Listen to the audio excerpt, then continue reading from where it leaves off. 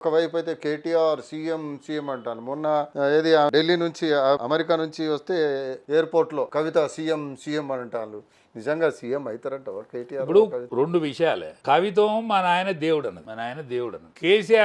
కేటీఆర్ మా ఫాదరు ఒక అతీతమైన వ్యక్తి, ఒక అద్భుతమైన వ్యక్తి. ఈ శాసనసభలో అందరు అల్కదక్కువ ఉన్నారు కాబట్టి ఈ అల్కదక్కువ వల్ల సరసన చేరుడు, ఆయన మహనీయుడు అన్నాడు. అంటే ఈ ఇద్దరు కలిసి ఆయనకు దండెత్తాం చూస్తాను. దేవుని దండెత్తాం కదనే. అవును, దేవునికైతే దండేస్తాం. ఆయన ఎటు కాదు, కదలడు కదా, ఇక కదలడు. దేవుని దండేసుడు, దీపం పెట్టుడు. అతీతుడు బిడ్డ కొడుకు ఆ మాటలతో చంపేసిందా?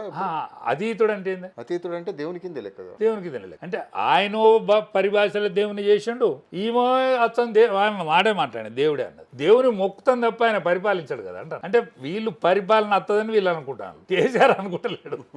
ఒకవేళ కేసీఆర్ వచ్చే టైం వస్తే, అంటే రాజ్యం వచ్చే టైం వస్తే ఊకోడు, బయటకు వచ్చేస్తాడంట. రాజ్యం రాదనేది డిసైడ్ అయింది ఆయన. ఒకవేళ రాజ్యమే విధి లేక, ఈ ప్రతిపక్షాలకు అవకాశం లేక, ఒకవేళ రాజ్యమే అయితే సచిన పీనకైనా ఆయన